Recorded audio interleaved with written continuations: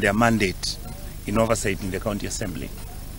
I have specifically mentioned to them we will minimize politics in this exercise because we want to discuss issues development for the next 3 years.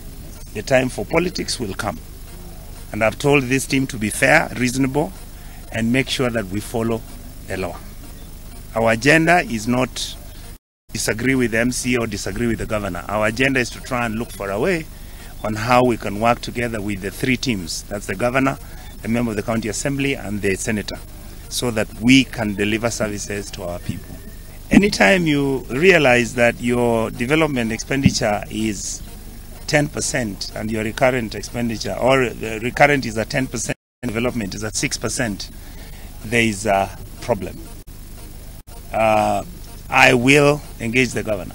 My responsibility as a senator is that most likely the governor may be summoned to come to the Senate to come and explain to us what the challenges are, what are the issues, why are we not able to spend the money that we are holding at the CRF account. Right now, we have about 3.7 billion shillings, which is in the CRF account.